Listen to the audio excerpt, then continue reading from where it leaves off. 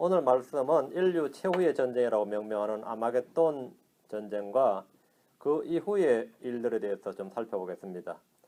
여러분 소설이나 영화 제목으로도 많이 만들어졌고 인류의 멸망을 다루는 소재로 자주 사용되는 게 아마겟돈 전쟁, 그렇게 말하는 아마겟돈 전쟁. 주인공들은 최후의 전쟁이나 지구의 종말로부터 인류를 이제 구하는 놀라운 시도를 합니다. 그러나 우리는 이런 스토리에 전혀 관심을 두지 않습니다. 천년왕국이 끝날 무렵, 지하의 깊은 구덩이에 있던 이 사탄이 잠시 풀려남으로써 그 전쟁이 인류 최후의 마지막 전쟁이지, 그 아마겟돈 전쟁은 이 최후의 마지막 전쟁은 아닙니다. 이거는 천년왕국 전에 있는 대환란 때 있는 마지막 전쟁이죠. 우리 요한계시록 20장 7절 10절 말씀 뒤로 옵니다. 요한계시록 20장 2장만 넘기면 되죠. 그 천년이 다 참에 사탄이 자기 감옥에서 풀려나고 나가서 땅의 사방에 있는 민족들 곧 곡과 마곡을 속이며 그들을 함께 모아 전쟁을 하게 할 터인데 그들의 수는 바다의 모래 같으니라. 여기 보면 전쟁을 하게 할 터인데 이 전쟁이 소위 말하는 마지막 전쟁입니다. 그들이 땅의 넓은 곳으로 올라가 성도들의 진영과 그 사랑받는 도시들을 에워싸매 불이 하늘에서 하나님으로부터 내려와 그들을 삼켰고, 또 그들을 속인 마귀가 불과 유황 호수에 곧 그 짐승과 거짓 대언자가 있는 곳에 던져져서 영원 몽투로 밤낮으로 고통을 받으리라. 이것이 바로 최후의 전쟁입니다. 이것이 성경에서 말하는 지구상에서 벌어지는 마지막 전쟁, 인류의 마지막 전쟁이다 이 말입니다. 이후에는 더 이상 전쟁이 없습니다. 오늘날 정치인들은 전쟁 없는 평화로운 세상을 만들자고 외칩니다. 유엔이 세워져서 전쟁 없는 세상을 만들어보자 이런 이제 슬로건을 내겁니다. 모든 종교인들도 전쟁 없는 세상을 만들어보자, 평화를 한번 도래하게 하자 이런 슬로건을 내세웁니다. 그렇지만 그 유엔도 어떤 전쟁을 막아본 적이 없습니다. 평화를 정착시키거나 전쟁을 종식시키지 못했습니다. 어떤 종교도 이 땅에 평화를 가져오지 못했습니다. 오히려 종교 간에 처절한 전쟁이 있었고 더 많은 피를 흘렸습니다. 주님은 화평의 왕이시고 화평의 통치자, 평강의 왕이시고 화평의 통치자이십니다. 그러나 주님이 이 땅에 오실 때까지 어떤 평화도 존재하지 않습니다. 우리가 집에만 가도 그래요. 꼭 전쟁이라는 게 뭐 전쟁, 나라와 나라, 민족과 민족 간에만 전쟁이 아닙니다. 집에만 가도 뭐 부부 간에도 싸움이 있어요. 전쟁이죠. 가족과 형제들 간에도 격렬하게 싸우고 이웃 간에도 싸웁니다. 전쟁은 나라 간에만 있는 것이 아닙니다. 절간에서는 중들이 싸워요. 절간에도 평화가 있는 게 아니에요. 중들이 싸워요. 교회 안에는 평화가 있느냐? 교회 안에서 성도들이 싸웁니다. 자주 보죠. 얼마나 싸우는지 모릅니다. 시장터에서는 장사꾼들이 싸웁니다. 이 세상은 언제 어디서나 어느 곳에서나 전쟁이 있습니다. 전쟁이 있어요. 그 전쟁을 볼 수 있습니다. 그러면 그런 다툼과 싸움, 전쟁은 어디서 나는 겁니까? 왜 그렇게 전쟁을 하는 거죠? 심지어 교회에서까지 막 전쟁하고, 왜 부부 간에도 전쟁하고 부모 자식 간에도 전쟁을 하고 말이죠. 왜 싸워요? 야고보 4장 1절 다툼과 싸움, 전쟁 대체 어디서 나는 것인가? 야고보 4장 1절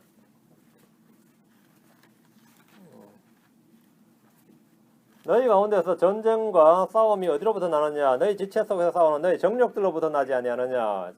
이게 지금 핵심입니다. 전쟁은 어디서부터 난다고요? 어디서? 너희 지체 속에서 싸우는 너희의 정욕들로부터 나지 아니하느냐? 우리 속에 있는 정욕, 우리 지체 속에 싸우는 정욕이 있는 한은 언제나 전쟁인 겁니다. 형제 간에도 전쟁이에요. 부자지간에도, 모자지간에도 전쟁이에요. 부녀지간에도 전쟁이고 부부 간에도 전쟁입니다. 왜 안 싸우고 살면 얼마나 좋을까 싶은데 싸워요. 안 싸우고 살면 얼마나 좋을까요? 근데 그 원인을 잘 몰라요. 성질이 더러워서 그렇다 그것만은 아닙니다. 내 속에 뭐라고요? 정욕입니다. 너희 지체 속에서 싸우는 너희 정욕들로부터 나지 아니하느냐? 이것이 전쟁의 원인입니다. 그리고 여러분이 누가 싸웠을 때 나도 성질 좀 죽여야 되는데 싶지만 실제 그건 이제 2차적인 문제고 더 근원적인 문제는 뭡니까? 내 속에서 싸우는 내 속에 전쟁이 있는 겁니다. 내 속에 전쟁이 있어요. 전쟁과 싸움은 언제나 내 속에서 내 지체 속에서 나는 겁니다. 내 속에서 전쟁이 나면 그것이 밖으로 표출되죠. 근데 그때 옆에 누구 있으면 피해를 받는 거예요. 그게 뭐 아내든 자식이든 부모든 뭐 친구든 형제든 내 속에서 지금 싸움이 일어났는데 그 옆에 누가 있으면 그 사람 피해자가 되는 거예요. 그러면 왜 내한테 왜 그러냐 그러면은 막 사람이 그럴 수도 있지 하면서 또 싸우기 시작하죠. 안 그래요? 전쟁과 싸움은 내 안에서 내 지체 속에서 나는 겁니다. 우리는 크리스천들입니다. 그래서 좋은 군사들로 부름을 받았습니다. 군사들로 부름을 받았다. 이 말은 뭡니까? 전쟁하라는 겁니다. 우리는 전쟁을 하도록 부름 받았습니다. 근데 우리의 전쟁이란 건 이 전쟁은 이 혈과 육에 대한 전쟁이 아닙니다. 혈과 육에 대한 싸움이 아니다. 우리의 전쟁은 영적인 전쟁입니다. 믿음의 선한 싸움을 싸워야 됩니다. 우리는 하나님의 전신갑주를 입고 빛의 갑옷을 입고 성령의 검을 잡고 혈과 육에 대한 싸움이 아니라 영적 전투를 해야 됩니다. 그런데 집에서는 가족과 싸우고 교회에서는 성도들과 싸우는 일들이 그런 이들이 수두룩합니다. 요한계시록에는 온통 전쟁이 많은 기록들로 가득합니다. 마귀는 전쟁을 일으키고 죽입니다. 지금 이 시대는 마귀가 교회를 이길 수가 없습니다. 대환란 때는 마귀가 성도들을 이깁니다. 신약 성도와 한란 성도의 차이를 구분하지 못하면 오류에 빠지기 쉽습니다. 하늘에서는 미가엘과 그의 천사들이 영과 그의 천사들과 전쟁을 벌였습니다. 전쟁이 있었죠. 그때 하늘에서 패배한 영과 그의 천사들이 땅으로 내려왔습니다. 내려왔어요. 그래서 또 뭐하냐? 내려와서 그냥 처박혀 있으면 좋은데 안 그렇단 말이죠. 자, 오늘 계시록에서 간략하게 전쟁사를 한번 보겠습니다. 계시록 12장 17절. 계시록 12장 17절. 계시록 12장에서 하늘에 큰 전쟁이 있었다고 나옵니다. 그 전쟁이 있었는데 패배한 사탄이 끝이 난 게 아니라 땅으로 내려왔지요. 땅으로 내려와서 하는 일 17절. 용이 여자에게 진노하여 그녀의 시중에서 남은 자들과 하나님의 명령들을 지키고 예수 그리스도의 증언을 가진 자들과 뭐한다? 전쟁을 하려고 나가더라. 전쟁입니다. 그 땅에서 또 전쟁이죠. 불똥이 튄 겁니다. 바다에서 올라온 짐승은 여호와의 권능을 받고 온 땅을 다스리는데 그를 대적할 자가 없습니다. 성경 말하기를 뭐라 그러냐? 13장으로 하면 7절. 또 여기 또 전쟁이 나오죠. 13장 7절. 또 그가 성도들과 전쟁하여 그들을 이기는 것을 허락받고 모든 족속 언어와 민족들을 다스리는 권능을 받았으므로 뭐 한다고요? 전쟁입니다. 이들은 땅과 온 세상의 왕들에게 나아가서 큰 나라에서 전쟁을 위하여 군대를 모읍니다. 전쟁을 위하여. 이 전쟁이 아마겟돈 전쟁입니다. 16장 14절입니다. 오늘 본문 말씀이죠. 16장 14절 말씀. 그들은 마귀들의 영들로서 기적들을 행하며 땅과 온 세상의 왕들에게 나아가 하나님 곧 전능자의 큰 나라에 있을 저 큰 나라에 있을 전쟁을 위하여 그들을 모으더라. 전쟁을 위하여 모으더라. 이게 바로 이 땅에서 벌어지는 아마겟돈 전쟁이라는 전쟁입니다. 자, 17장으로 갑니다. 17장 14절. 이들이 어린 양과 전쟁을 하려니와 어린 양께서 그들을 이기시리니 그분은 주들의 주시오 왕들의 왕이시며 또 그분과 함께 있는 자들은 부르심을 받고 선정된 신실한 자들이니라. 어린 양과 전쟁을 한다. 아마겟돈 전쟁은 결국 무슨 전쟁이죠? 예수 그리스도와의 전쟁입니다. 그 민족 간의 전쟁이 아닙니다. 그래서 하나님과의 전쟁입니다. 이 전쟁이죠. 어린 양과 전쟁을 위해서 군대를 모으지만 이들은 거의 전멸을 당할 겁니다. 계시록 19장 11절 19절 기록합니다. 요한계시록에서 얼마나 전쟁이 상세하게 계속 반복되는지 보십시오. 계시록 19장 11절. 또 내가 하늘이 열린 것을 보니 보라 흰말이라 그 위에 사신 분은 신실하시니 참되시니라 불리더라. 그분은 의로 심판하며 뭐 하신다? 전쟁을 하시느니라. 그래서 예수님은 뭐라고 불립니까? 전쟁의 주시다. 전사시다. 전쟁에 능하신 주시니라 이렇게 말합니다. 전쟁하신다. 19절. 또 내가 보면 그 짐승과 땅의 왕들과 그들의 군대들이 함께 모여 이게 뭐죠? 아마겟돈 전쟁이죠. 아마겟돈으로 모인 겁니다. 함께 모여 말 타신 분과 그분의 군대를 대적하여 뭐하더라? 전쟁을 하더라. 16장에서 나왔고 17장에 나왔고 19장에도 계속 나오죠. 우리가 계시록이 연대기가 아니라 뭐래서 주제별로 쓰여 있다 이렇게 말했죠. 계시록은 주제별로 쓰여 있습니다. 이 같은 사건입니다. 지금 19장에 나오는 여기는 지금 16장에 나오는 여기 같은 사건이에요. 지금 계시록 16장 14절, 17장 14절, 19장 11절, 19장 19절은 한 사건입니다. 아마겟돈 전쟁을 지금 다루고 있습니다. 이 땅에서 사람들과 천사들, 영과 짐승, 거짓 대언자, 마귀들이 모두 동원된 전쟁으로서 인류 역사상 가장 큰 전쟁입니다. 가장 큰 전쟁. 이후로 천년 동안은 이 땅에 전쟁이 없습니다. 이 평화의 때입니다. 평화의 때. 주님이 다스린 이 땅에서 백성들은 자기들의 칼을 쳐서 보석을 만들고 자기들의 창을 쳐서 가지치는 낫을 만들리라.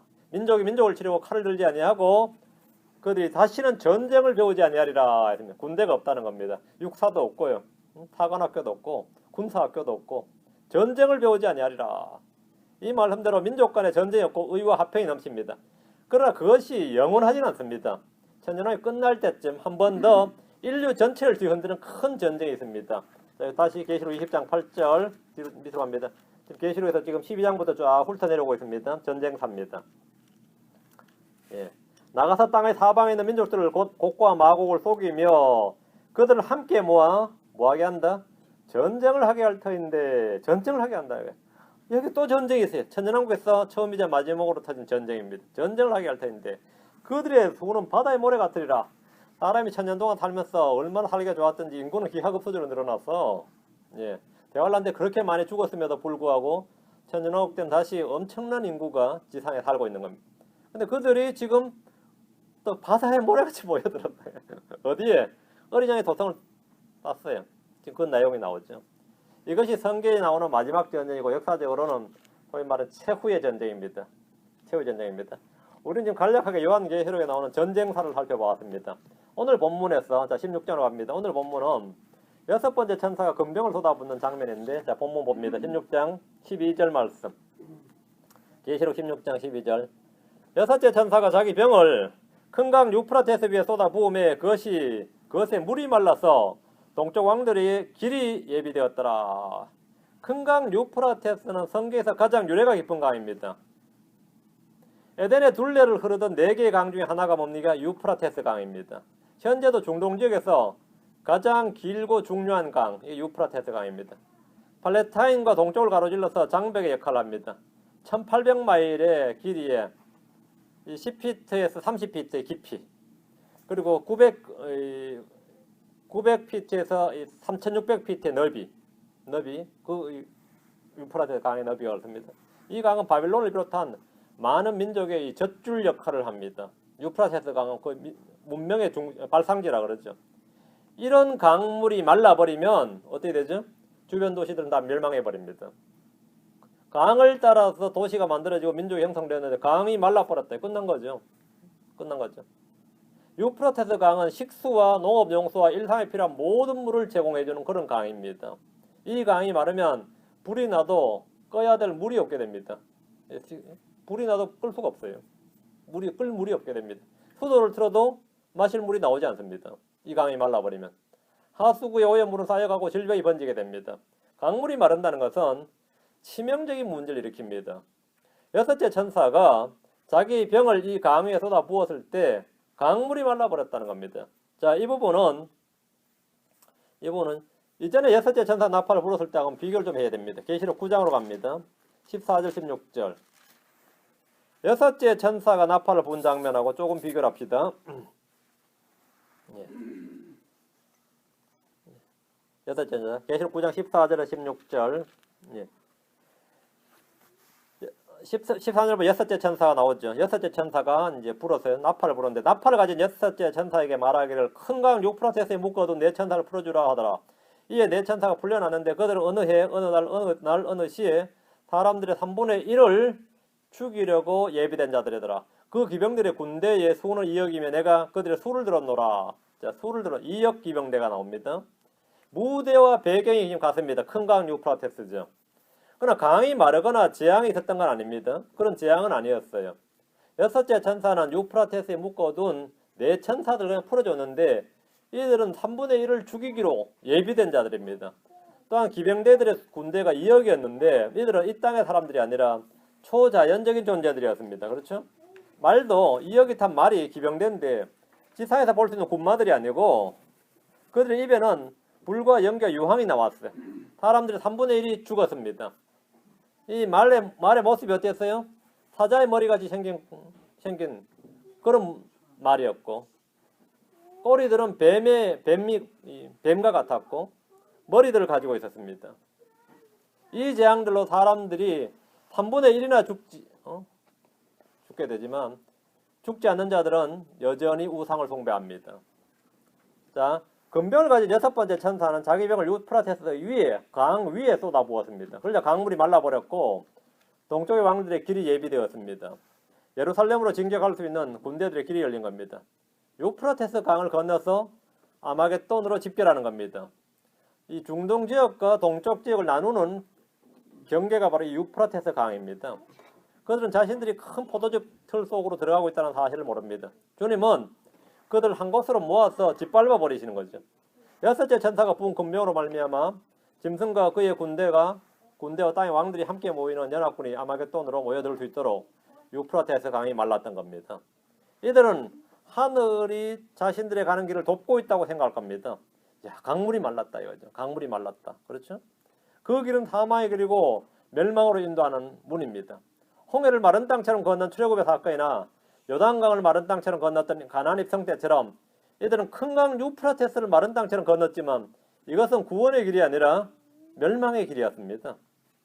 하나님께서는 이미 마른 강을 통해서 자기 백성들을 데려오신 역사적 예가 있습니다. 그게 바다를 건넜던 홍해, 강을 건넜던 요단강인데 지금 계시록에서는 그와 비슷한 사건으로 뭐가 있는 거죠? 지금 유프라테스 강을 건넜다 이거죠. 근데 이건 이스라엘이 아니라 동방의 왕들이 그랬다는 겁니다. 이사야 11장으로 갑니다. 이사야 11장 15절 16절 말씀을 한번 보겠습니다. 이사야 11장 15절 16절.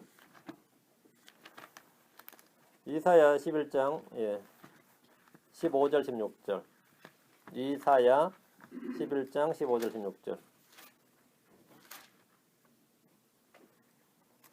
주께서 이집트 바다의 이 같은 부분을 철저히 멸하시고 자신의 강한 바람과 더불어 자신의 손을 강 위로 건너사 강을 치시고 7갈래로 나누사 사람들이 신을 적히지 않고 건너가게 하시리라.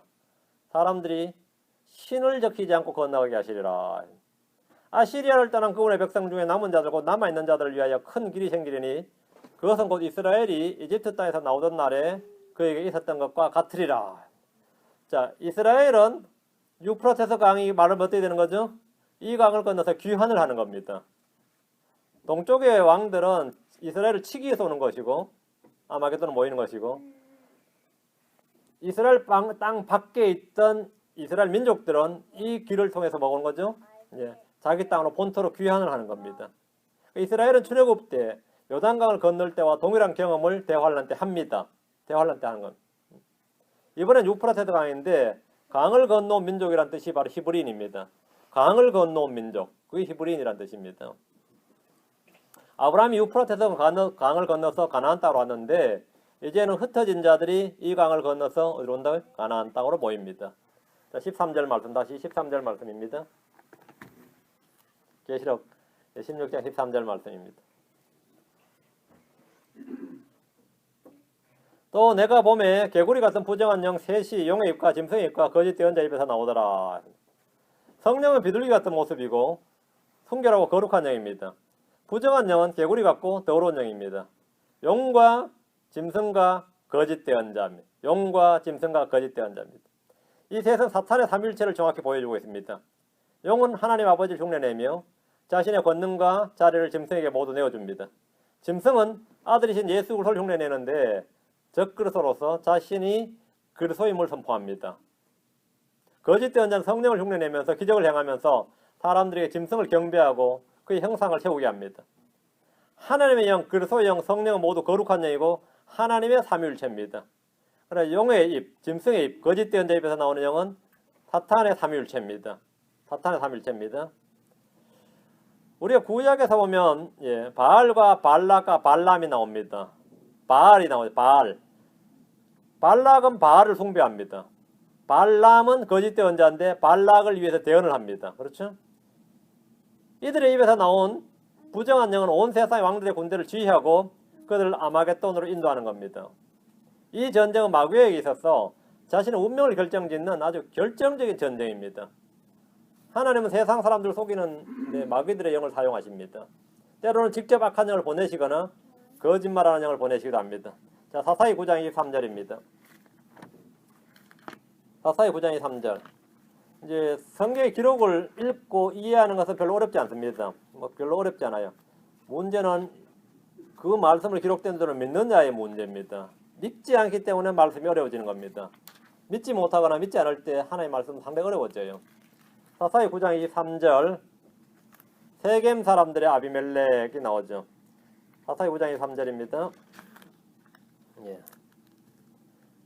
아비멜렉이 3년 동안 이스라엘을 통치하더라. 그때 하나님께서 아비멜렉과 세겜 사람들 사이에 악한 영을 보내시며 세겜 사람들이 아비멜렉을 배신하였으니, 잘 보세요. 하나님께서 뭘 보냈다고요? 악한 영을 보내셨다. 하나님께서 악한 영을 보내셨다. 자,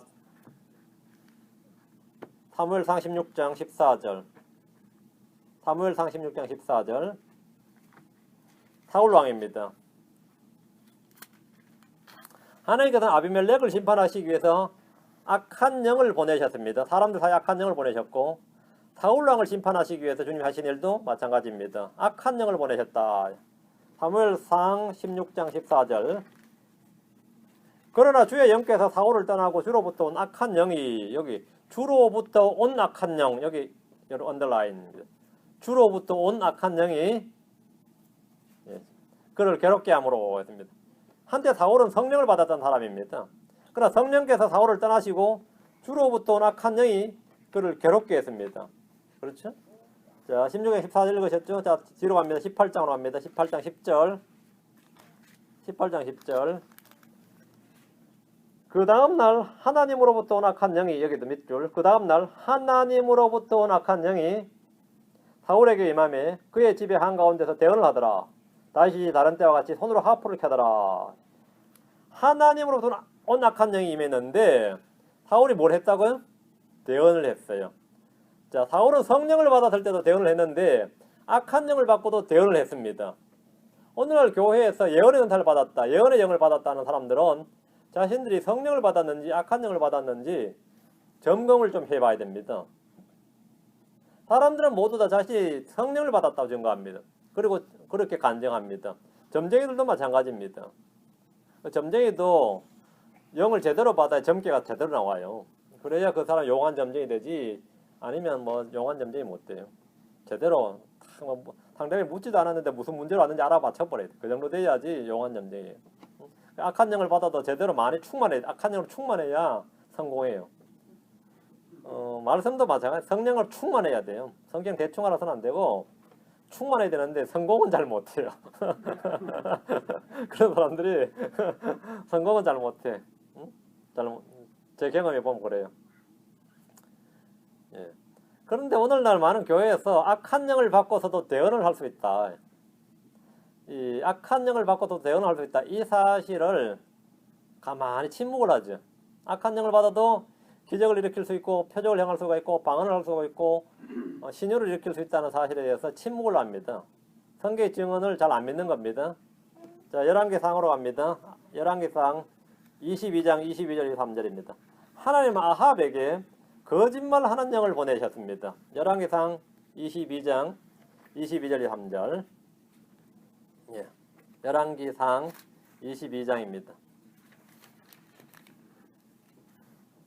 주께서 그에게 이르시되 무엇으로 하겠느냐 하시니 그가 이르되 내가 나가서 그의 모든 대언자들의 입에 거짓말하는 영이 되겠나이다 하며 그분께서 이르시되 너는 그를 설득하겠고 또 이기리라. 나아가서 그와 같이 하라 하셨나이다.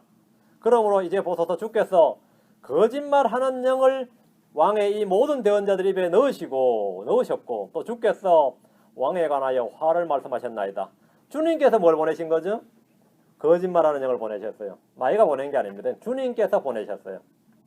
주님께서 악한 영도 보내시고 거짓말하는 영도 보내십니다. 아합은 자신의 왕궁에 있던 수많은 대언자들의 거짓말을 믿고 전쟁에 나갔습니다. 가서 이기고 온다는 거예요. 대언자 미가야가 왜 이 대언자들이 이런 대언을 하는지를 말해줬어요. 거짓말하는 영을 보내셨기 때문에 이들의 입에서 지금 거짓말이 나온다. 이 대언은 다 거짓말이다 이거죠. 그렇죠? 오늘날도 마찬가지로 수많은 목회자들의 입에서 거짓말이 막 나오는 이유는 왜 그렇습니까? 성경 말씀과 다르게 해서 거짓말이 막 나온다고요. 부흥사들도 그렇고 목사들도 그렇고 신학자들도 거짓말을 막 말해요. 동성애는 하나님의 축복이다 이러면은 성경과 완전히 다른 이야기잖아요. 성경을 그런 식으로 해석해서는 안 된다. 하나님께서 양성평등을 원하시기 때문에 여자들을 목회자로 세우신다. 그럼 여자들이 막 박수 치잖아요. 안 그래요? 자, 그렇게 했을 때 그렇게 그걸 주장할 수 있는 근거, 그래서 그렇지 않다고 성경을 펴면 그것은 바울 사도의 직접적인 저술이 아니고 후대에 누가 삽입한 것이다 이러면서 성경을 성경 진위 여부까지도 흐트러 버리죠. 이게 오늘날 신학자들이 하는 일입니다. 그게 오늘날 소위 말하는 유명하다는 사람들이 하는 일이에요. 오늘 유명한 목사님들 중에서 뭡니까? 에큐메니카를 지지하면서 진실하게 하나님을 찾는 자는 어느 정도에서나 구원을 받는다. 그럼 또 막 열광하면서 박수를 치잖아요. 응? 그들의 입에서 나오는 말, 그 유명한 사람들의 입에서 나오는 말이 거짓말하는 영을 받아서 거짓말하고 있는 것이다. 이러면 어떻게 되죠? 그게 사실 맞는 말이죠. 근데 사람들이 듣는 사람들을 안 믿고 유명한 사람들 다 그렇게 말한다고. 하나님의 말씀은 절대 완전할 수 없다. 오늘 학자들이 그 말씀을 원상복구를 시켜야 된다. 마치 학자들, 고고학자들처럼 그렇게만. 우리나라도 그 민씨라고 있어요. 민모모씨라고 대한 그 성서공회에 있는 사람이 맨날 그거 선포하고 다녀요. 맨날 그 하나님의 말씀은 완전하지 못하다 이거예요. 하나님의 말씀은 완전하지 못하다. 그게 뭐냐면 거짓말하는 영을 보내셔서 그들의 입에서 거짓말하는 영을 선포하게 하는 겁니다. 그럼 사람들을 믿는 겁니다. 아합이 이걸 믿었어요. 결과는 죽었습니다. 지옥 갔습니다. 오늘 많은 이들이 그걸 믿습니다. 죽어서 지옥 갑니다. 그 말 믿고 지옥 가는 겁니다. 주님께서 악한 영이나 거짓말한 영을 보내신 것은 왜 그렇습니까? 그들에게 그거 믿으라는 겁니다. 그들을 심판하기 위해서 그걸 보내시는 겁니다. 근데 이건 좀 충격적인 이야기입니다. 야, 하나님께서 그러실 수가 있는가 안 믿어지죠. 아는 건 어렵지 않는데 여러분이 믿으셔야 되는 겁니다. 자, 데살로니가 후서 2장 11절 12절 하나님께서 하나님이 그러실 리가 있는가 그건 자기 생각이고 기록된 말씀에 따르면 하나님께서는 그러하신 분이다 이거죠. 데살로니가 후서 2장 11절 12절 하나님이 이 세상에 뭘 보내신다? 강한 미혹을 보내신다. 스트롱 딜루전입니다. 이런 까닭에 하나님께서 그들에게 강한 미혹을 보내서 그들이 거짓말을 믿게 하시려니 이것은 진리를 믿지 아니하고 불의를 기뻐한 그들이 다 정죄를 받게 하려 하심이니라. 하나님께서 뭘 보내셨다? 강한 미혹을 보내셨다. 왜 강한 미혹을 보내셨어요? 거짓말을 믿게 하시리라. 성경을 믿는 게 아니라 거짓을 믿게 하는 겁니다. 킹제임 성경을 믿는 게 아니라 개역 성경을 믿게 하는 거예요. NIV를 믿게 하는 겁니다. 그걸 성경으로 믿게 하는 겁니다.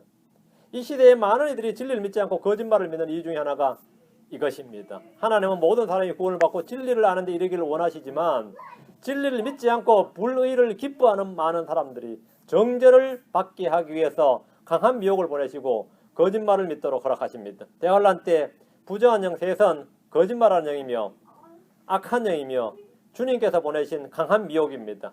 이 세상 사람들은 이것을 믿고 전쟁에 나아갑니다. 자, 다시 14절입니다. 계시록 와서 16장 14절. 참 무서운 이야기죠.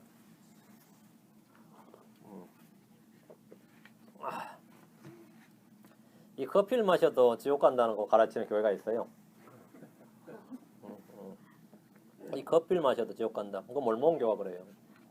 몰몬교 커피나 홍차나 카페인 몸은 성전인데 성전에 이 더러운 걸 쏟아 부어 넣었기 때문에 멸하신다. 성전과 함께 멸하시리라.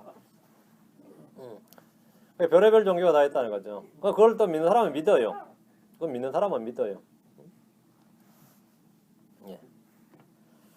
14절 계시록 16장 14절 그들은 마귀들의 영들로서 기적들을 행하며 땅과 온 세상의 왕들에게 나아가 하나님 곧 전능자의 저 큰 날에 있을 전쟁을 위하여 그들을 모으더라.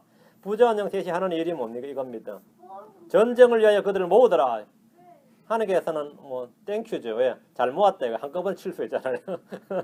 하나님께서는 아주 좋으네요. 너희들이 다 스스로 모이는구나. 여기 보면 지금 14절 보세요. 기적들을 행하며 여기에 여러분 언더라인 기적들을 행하며 그들은 마귀들의 영들로서 기적들을 행하며 했죠. 성령의 기적들을 행하는 것이 아닙니다. 우리는 사도행전에서 성령께서 행하시는 기적들을 많이 보죠. 지금 요한계시록에서는 성령께서 행하시는 기적이 아니라 마귀들이 행하는 기적들이 반복해서 기록되어 있습니다. 기적은 모두 하나의 권능이고 표적인 줄로 아는 이들은 이 구절을 통해서 정신을 좀 차려야 됩니다. 방언과 통변과 신유와 예언 등은 그런 은사를 자랑하는 이들은 자신들이 행하는 그 은사들의 출처가 마귀들의 영일 수도 있다. 성령이 아닐 수도 있다는 사실에 대해서 좀 정신을 차려야 된다는 겁니다. 가톨릭에서는 죽은 사람들의 이름으로 기적이 2가지 이상 일어나면 성인 봉헌식을 합니다. 얼마 전에 죽은 요한 바오로 2세를 성인으로 봉헌을 해야 되는데 어떻게 봉헌을 하려니까 공작을 하는 거죠. 그러면 세계 각 지역에서 교황 요한 바오로 2세의 이름으로 내가 기적을 봤다 이렇게 하면 이제 조사관들이 가서 기적을 봤냐 언제 몇 시에 가면 내가 엄청나게 신경통이 알았는데 요한 바오로요 했더니만 신경통이 멀쩡해졌다 이거야. 그럼 오케이 체크해요. 근데 한 개는 성취된 거죠. 또 한참 기다려요. 어느 지역에서 또 신고를 해. 내가 요한 바오로 2세의 이름으로 깊이 묵상하고 있었는데 뭐 집안 이런 문제가 해결되었다는데 기적이다 그러면 또 조사를 해서 체크해요. 그럼 2개 됐죠. 그러면 성인 봉헌은 이 사람은 세인트가 되는 거죠. 이게 세인트, 이게 캐톨릭에서 말한 세인트입니다. 여러분이 그때 수녀 중에서 유명한 수녀가 누구였죠? 그 테레사 수녀. 테레사 수녀가 여자거든요. 여자를 성인으로 봉헌하기가 상당히 난감해지는데 워낙 세계적으로 인기가 많은 존경받던 수녀였어요.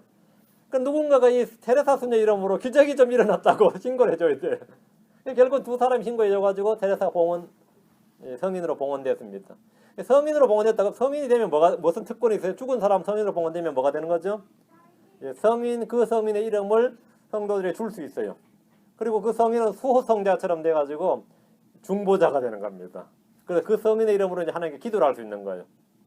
그 사도신경 중에서 나오죠. 내가 성도들과 교통하는 것을 믿사오며 할 때 그 성도들과 교통하는 것, 그것도 성도들이 캐톨릭에서 성인으로 봉헌하는 죽은 성인들입니다. 나는 성도들과 교통을 안 믿죠, 당연히. 내가 거룩한 공회와 성도들이 서로 교통하는 것을 믿사오며 하는데 난 당연히 안 믿으니까 사도신경은 안 하죠. 근데 오늘날 모든 개신교도들은 그거 안 하면 이단인 줄 알고 해요.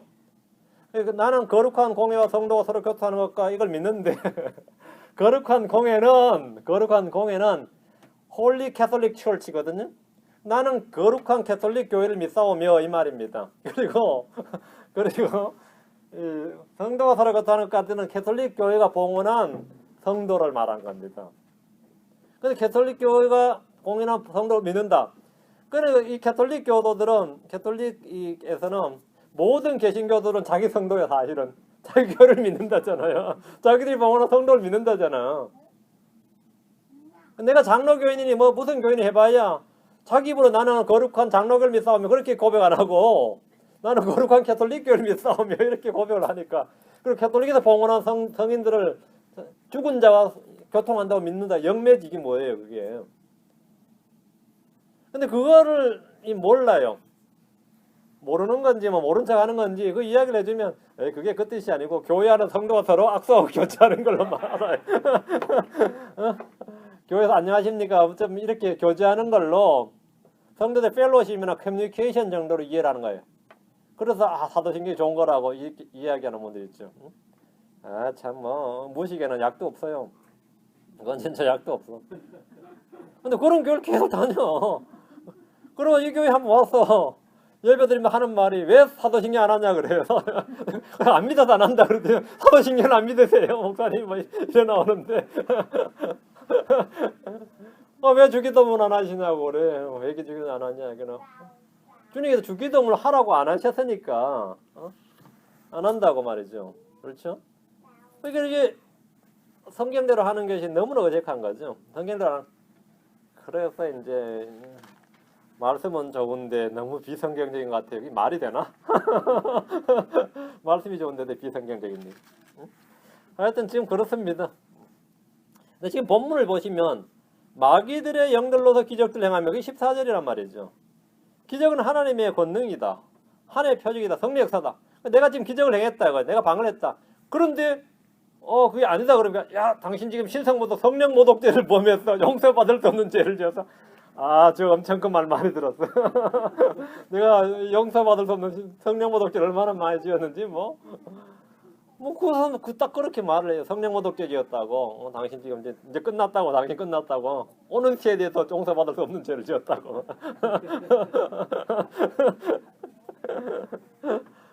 마귀들의 영들도 기적들을 행하며 마귀들의 영들이 기적을 행한다예요. 그렇죠? 오늘날 수많은 기적들이 출현하고 있습니다. 성모 마리아를 봤다는 사람 있죠. 마리아의 석상에서 피눈물이 났다. 그것도 며칠간 났다. 한국도 광주에서 무슨 이런 일이 발생해가지고요. 광주에서 그 성지가 됐어. 근데 광주 그 캐톨릭 교구장이 되더라더만요. 그 가짜다 이렇게 선포해버린 거야. 근데 그게 진짜였나 봐. 기적이. 문제는 본 사람이 너무 많아. 근데 교구장이 가짜라고 말해버린 거야. 가짜라.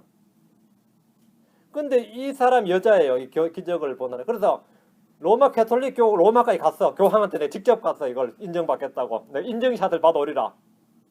근데 교황이 뭐 일개 성도 하나를 만날 사람은 아니란 말이죠.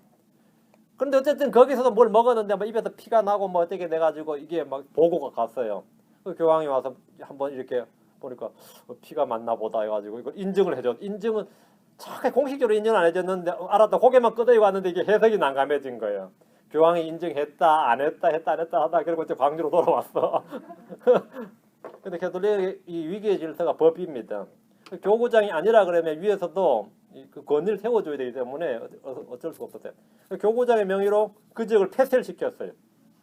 실제 있었던 일입니다. 그래 그 사람은 막 진짜 기적을 봤는데 막 진짜 기적을 봤는데 하면서 막 너무 억울하고 말이죠.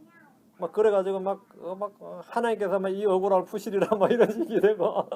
근데 어쨌든 그런 일이 발생했어요. 근데 어쨌든 저도 좀 놀랐어요. 막 거기를 제가 같으면 막 성지로 막 꾸밀 줄 알았거든요. 근데 내가 볼 때는 이게 미리 보고를 하고 좀 이 허락을 맡았으면 그렇게 됐을 뻔했는데 지 혼자 그냥 허락을 안 맡고 날뛰다가 아마 괘씸죄 걸렸던 것 같아요. 응? 기적들이 일어나는 건 맞나 봐요. 뭐 파티마의 기적 같은 거 있죠. 뭐 빵이 살로 변했다는 거다. 이런 기적이 일어났다 그러면 그 기적의 현장으로 뭐가죠? 순례객들이 막 모여듭니다. 그 한국에 이제 그 광주로 캐톨릭 교도들이 막 몰려드는데 주말에 수천 명씩 몰려들어서 실제로. 실제로. 근데 그게 하나님의 역사는 아니다 이거요. 자기들도 아니라잖아요. 계시록 13장 3절. 계시록 13장 3절. 14절. 또 내가 보니 그의 머리들 중에 하나가 상처를 입어 죽게 된 것 같은데 그의 치명적인 상처가 나오며 온 세상이 놀라며 그 짐승을 따르더라. 그의 치명적인 상처가 나으며 힐링이죠. 상처가 나으며 힐드. 신유다 마귀의 신유 사역입니다. 13장 14절. 또 그 짐승의 눈앞에서 기적들을 행할 권능을 소유하며 그 기적들로 땅에 가는 자를 속이며 기적들을 행할 권능. 짐승이 기적들을 행한다. 짐승의 눈앞에서 기적들을 행한다. 기적들을 행하는 이가 누굽니까? 거짓 대언자입니다. 그는 기적들로 사람들을 뭐하죠? 속입니다. 오늘날도 마찬가지로 방언으로 뭐합니까? 신유로 뭐하냐 이거죠. 속입니다. 사람들을 속여요. 사람 속입니다.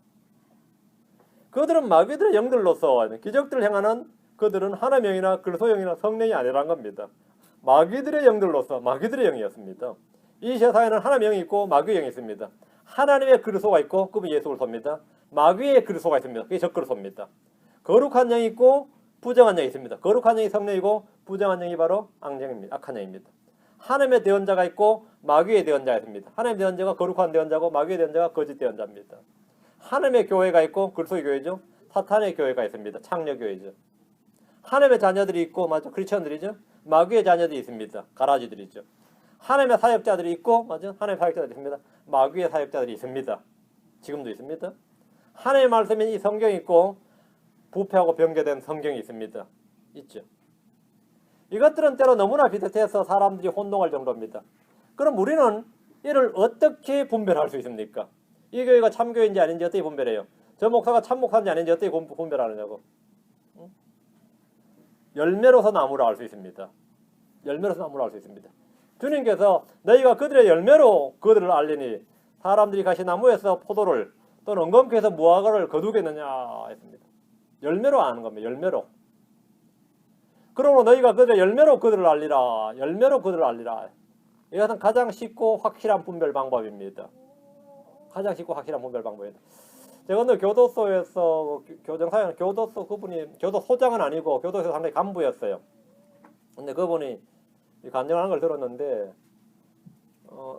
하도 많은 이제 교도소에서 그분은 전도를 계속 했으니까 근데 교도소에서 진짜 악질의 죄수가 구원받아서 이 사형을 당하는데 일제 사형을 당하는데 그렇게 평온하게 이제 찬송가를 부르면서 이렇게 이 세상을 떠나는데 이 교도관들이 감동을 받았어요. 이야, 정말 이 죽음을 이기는 신앙, 생명이라는 게 있구나 이렇게. 근데 그 교도소 교도소에 이 살아있는 부처라 생불이라 불리는 한 명이 있었어. 생불. 얼마나 불경을 많이 읽고 공부를 하는데 이 평온함을 유지하고 있어서 이 교도관들 뿐만 아니라 이 죄수들 사이에서도 이 사람은 이 사람이 이제 사형이 되기 아깝다. 이런 사람은 진짜로 그냥 이 법무부 장관에게 탄원해서 그냥 석방시켜줘야 된다. 이 사람은 생불. 교도소에서 부처가 된 사람이다. 이렇게 인정할 만큼 이 탁월한 이 영력과 도력과 이 깊은 수양이 된 그런 죄수가 있었는데 어느 날 진짜 이제 잘만 분위기만 잘 타면 뭐가 되는 거죠? 교도소장이 막 탄원하고 이렇게 하면 이 사람은 가석방도 될 수 있고 감형도 되고 사형수도 무기징역으로 감형되고 그다음에 20년, 15년에서 이 가석방도 될 수 있답니다. 그 사람은 이제 그걸 기대했는지 몰라도 그 정도로 인품이 되는데 이 전도자인 이 교도관도 저 사람만은 어떻게 할 수 없을 만큼 이 불심이 깊은 거예요. 근데 이 사람의 기대와는 달리 어느 날 사형명령이 떨어진 거야. 사형명령이 떨어지고 교도소장한테 사형명령이 떨어지면 사형 접수되면 안 가르쳐주고 있다가 어느 날 불러요. 그러다 이제 데려가는데 이 사람이 자신 사형일자에 사형명령 떨어진 걸 알게 됐는데 그 생불이라 추앙받던 그 인간의 밑바닥이 드러나는데 내가 이런 인간 말종이 없더라는 거예요. 다른 죄수들 그냥 죽어도 그렇게 죽는 사람도 없다는 거예요. 입에서 나오는 그 저주와 모든 게 나오는데 뭐 저런 인간이다 이제 죽는 거 억울하게는 알겠는데 일반 죄수들도 놀라고 교도관들도 놀라버린 거예요. 일반 죄수들도 죽을 때 물론 막 두려워하고 하지만 끌려가서 죽는데 이 사람은 진짜로 입에 담을 수 없는 저주를 그 짧은 시간에 다 쏟아내고 죽더라는 거예요. 그래서 다 놀라버렸다요. 찬송가를 부르며 죽는 이 신자가 있고 생불이라 불리는 사람이 그런 그 인간의 쓰레기도 그런 쓰레기가 없더라요. 저 인간을 풀어줘서 뭐 어떻게 해야 될 뻔했느냐 이거. 우리가 모르는 건 분별이 안 가. 언제까지 분별이 안 갔냐면 열매로만 분별할 수 있어요. 열매로만. 그건 몰랐다 이거죠. 그 열매로서 할 수 있다는 거죠. 다음에 알 수 있는 방법은 율법과 증언에 물어야 됩니다. 주의 말씀을 듣고 살펴봐야 된다는 겁니다. 이사야 8장 20절에 그들이 율법과 증언에게 구할지니 만일 그들이 이 말씀에 따라 말하지 않으면 그 까닭은 그들 안에 빛이 없기 때문이더라. 율법과 증언에게 구할지니 마술사들에게 구하지 말고 전문가들에게 구하지 말고 이건 뭐야? 율법과 증언에게 구할지니 성경 일부 구절만 일치해서는 안 됩니다. 모든 구절이 다 일치해야 됩니다. 체험이나 느낌에 의지해서는 안 됩니다. 율법과 증언에게 구할지니 이해했습니다. 제가 얼마 전에 어떤 것 제가 자료를 좀 찾다가 재밌는 기사를 읽었어요. 좀 중요한 유대 랍비들은 일반적으로 전통을 믿거든요. 탈무드나 이런 거를. 근데 유대 랍비들 중에서 탈무드 같은 걸 싹 무시하는 랍비들이 있답니다. 그걸 키리앗파라 그런가 하여튼 그런 파인데 키리앗. 이게 뭐냐면 키리앗인가 카리앗인가 키리앗이는데 이 신약을 안 믿는데 구약만 봤을 땐 바이블 빌리버예요. 구약에 기록된 말씀만 믿어. 성경에 기록된. 그러니까 이 사람들은 장로들의 전통이나 유전이나 이런 건 싹 무시하고 탈무드 싹 무시하는 그러니까 유대인들 입장에서는 아주 황당한 인물들이죠. 저는 만나면 좀 통할 것 같더라고요. 신약을 안 믿는데 구약에 관한 한 완전히 성경 신자예요. 문자 그대로 믿어요. 근데 그분의 이제 제가 이야기를 좀 들었는데 랍비들이 이제 논쟁이 벌어졌는데 이 결론이 안 나는 논쟁이었어요. 그래 한 랍비의 주장이 이제 가장 옳았는데 그 사람은 하도 억울하고 답답하니까 하나님께 구했다며. 이게 뭐냐면 하늘이여 증언하라. 나의 말이 옳으면 내 말이 진리면 이 사람들 앞에서 나의 증언을 입증해 주시오. 이렇게 하나님께 기도를 했는데 하늘에서 음성이 났어요. 예수님한테 음성이 나듯이. 그것도 탈무드에 나오는 이야기예요. 그 음성이 나기를 뭐라고 났냐 하면 너는 저의 말을 들으라. 이런 음성이 났다는 거예요. 그러니까 다른 랍비들이 하늘에서 음성이 난 거죠. 그러니까 그럼 당신 말이 옳소 하고 믿고 우리가 틀려서 그러지 않고 우리는 하늘에서 나는 증언을 듣지 않소. 그러면서 신명기를 딱 펴서 말하면 이런 하나님의 말씀은 율법은 말이죠. 하늘에 있지도 아니하고 바다 건너 있지 않고 땅속 깊은 곳에도 있고 너희 입에 있느니라 너희 마음에 가까이 있느니라 이렇게 말했기 때문에 하늘에서 나는 음성을 듣지 않소 그랬다는 거예요. 뭔 말인지 알겠어요? 제가 그 말을 딱 듣는데 이야 바이블 빌리버다. 이거 대단한 거죠. 표적 필요 없다 이거예요. 유대인들 사이에서 그런 말은 있을 수 없는 이야기거든요. 유대인은 표적이 최고거든요. 표적이 최고예요. 근데 하늘에서 말이 나든 땅에서 뭐가 올라든 필요 없다 이거예요. 말씀은 우리 마음에 있고 우리 입에 있다는 거예요. 응? 말씀은 그 말씀에 묻고 그 말씀으로 판단하는 것이지 하늘에서 천둥 소리가 나든 무슨 소리가 났다고 그걸로 나한테 강요하지 말라 그래요. 응? 이야 이건 진짜 제대로 된 그 파들을 이제 키리하시라 그런다. 그런 그 정도로 이제 말씀만 따지는. 저희가 예전에 이제 한 벌써 10년이 넘은 이야기인데 이 교회에서 제가 설교를 할 때 그러세요. 만약 내가 구원을 받아서 하늘에 왔는데 내가 아니라 그러면 당신이 하나님이 아니오 그런다. 성경에 따르면. 근데 그 말을 들은 이제 신자 성도 중에 한 분이 이제 큰 감명을 받아서 그 이야기를 막 하고 다녔나 봐요. 다른 데서 그랬더니 막 니 무슨 교회 다니냐. 대체 니한테 그런 가르침을 주는 목사는 어떤 놈이냐 뭐 이래 된 거야. 우리가 오늘 밤에 내가 천사가 우리 집에 방문했다고 쳐도 내가 그 천사가 마귀의 천사인지 하나님의 천사인지 그죠? 그걸 어떻게 알겠느냐 이거예요. 그러니까 성경으로 증언을 맞춰봐야 된다 이거예요. 그게 뭐냐? 그들이 율법과 증언에게 구할지니예요. 응? 내가 하늘에 새 예루살렘에 왔는데 진주문이 아니라 금으로 된 대문이면 아 여긴 예루살렘이 아니다 이래야 되지. 성경에 따르면 진주문인데 이거는 황금 대문이네 이런 뭐죠? 내가 잘못 왔다. 이래야 정상이지. 성경이 틀렸었구나. 내가 잘못 알고 있었구나. 이러면 뭐가 되는 거죠? 헛소리다 이거예요.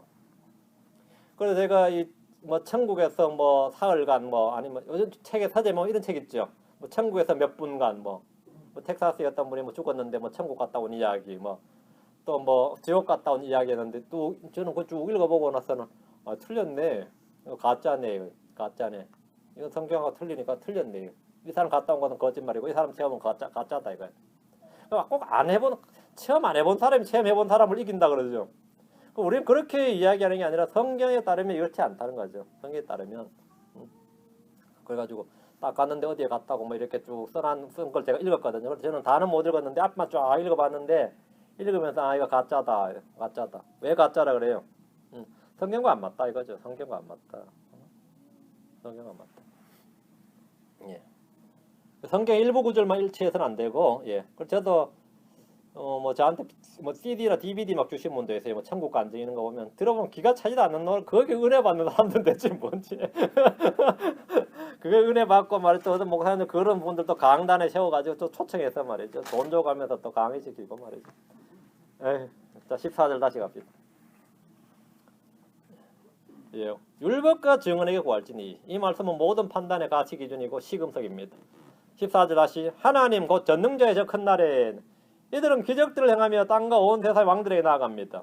대환란 때 이 세상의 민족들의 정치 형태는 왕정이죠. 국가마다 왕들이 있음을 알 수 있습니다. 왕들에게 나간다 그랬죠. 마귀들의 입에서 나온 영은 전쟁을 위해 땅의 왕들을 모으는데 예수 그리스도께서 전사이시고 전쟁에 능하신 하나님이라는 사실을 알지 못한 채 모여듭니다. 예수님은 구원의 대장이십니다. 땅의 왕들 중에 마귀들의 영들이 일으키는 강력한 기적과 큰 권능을 보고서도 속지 않는 왕들은 거의 없을 겁니다. 만약 속지 않는 왕들이 있다면 그 백성들은 완전히 행자한 겁니다. 여기 이 아마겟돈 전쟁에 참여하지 않고 난 뒤로 빠졌다. 이런 그 민족은 살아나는 거죠. 그 왕은 진짜 현명한 왕입니다. 이들은 아마겟돈에서 어쨌든 주 예수 그리스도와 일전을 치르기 위해서 다 모여듭니다. 주님은 자신의 천사들과 함께 내려와서 이들과 싸우십니다. 하늘에서 끌어온 3분의 1의 천사들과 용의 천사들, 온 세상의 군대와 동방에서 온 왕의 군대들, 그리고 지하에서 올라온 군대 등 모든 군대가 아마겟돈으로 몰려듭니다. 흰말을 타고 내려오시는 주님은 그들을 모두 다 멸하실 것입니다. 이때 신들이라 불리는 자들이 사람들처럼 죽게 될 겁니다. 사람들이 흘린 피는 주님이 사신 말굴레까지 닿을 것이고 1600 스타디온이나 퍼지게 됩니다. 15절, 16장 15절 보라 내가 도둑같이 오나니 깨어있어 자기 옷을 지키고 벌거벗고 다니지 아니하여 그들에게 자기 수치를 보이지 아니하는 자는 복이 있도다. 이 구절은 대환란 때 성도들이 어떠해야 되는지 말씀해주고 있습니다. 대환란을 겪고 있는 이들이 기억해야 될 말씀 중에 가장 중요한 것은 끝까지 견디는 자는 구원을 받으리라 이 말씀하고 내가 도둑같이 오나니 이 말씀입니다. 크리스천들에게는 주님께서 내가 도둑같이 오나니가 아니라 주의 날이 밤에 도둑같이 오나니 이거죠. 그 날이 도둑같이 오나니 주의 날이 밤에 도둑같이 오나니 이거고 대환란대 성도들에게는 주님 자신이 도둑같이 온다는 겁니다. 자, 주님 자신이 도둑같이 온다는 겁니다. 누가복음 12장 40절에 그러므로 너희도 준비하고 있으라 너희가 생각하지 않는 시각에 사람의 아들이 오느니라. 대환란 때 성도들의 환란 성도들의 휴거에 대한 말씀입니다. 대환란 때 땅에서 하늘로 휴거되는 무리들이 있는데 14만 4천이 하늘로 들림을 받았고 두 증인이 부활해서 하늘로 들림을 받았는데 어느 시점에 이 땅에 있는 환란 성도들이 저 하늘로 들림을 받을 겁니다. 마태복음 24장 31절에 그가 큰 나팔 소리와 함께 자기 천사들을 보내리니 그들이 그의 선택받은 자들을 하늘 이 끝에서 저 끝까지 사방에서 모으리라 함께 모으리라. 이 구절은 교회의 휴거를 말한 것이 아닙니다. 주님께서 온 땅에 흩어진 이스라엘을 모으신다는 거죠. 모으신다. 시편 50편 5절에도 나의 성도들을 내게로 함께 모을지니 곧 희생물로 나와 언약을 맺은 자들이라 하시려다. 주님이 모으신다. 주님은 자기 백성을 다 모으시는데 약속의 땅에 모으시는 겁니다. 지금 유대인들은 본토 귀환 운동을 많이 벌이고 있습니다. 그렇지만 미국이나 유럽에 사는 유대인들, 좀 사는 유대인들은 안 갑니다. 안 가요. 뭐하러 가요? 가는 사람들은 대부분 다 늙은 은퇴하신 분들 가끔 가고요. 은퇴한 유대인들은 가지 안 가요.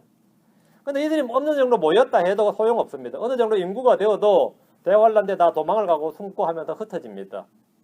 그러나 주님은 이들을 다시 모아서 여기 유대 땅으로 모신다는 겁니다. 다시 15절입니다. 보라 내가 도둑같이 오나니 깨어있어 자기 옷을 지키고 벌거벗고 다니지 아니하여 그들에게 자기 수치를 보이지 아니한 자는 복이 있도다. 깨어있어 자기 옷을 지키고 오란 말씀은 믿음의 행위를 말합니다.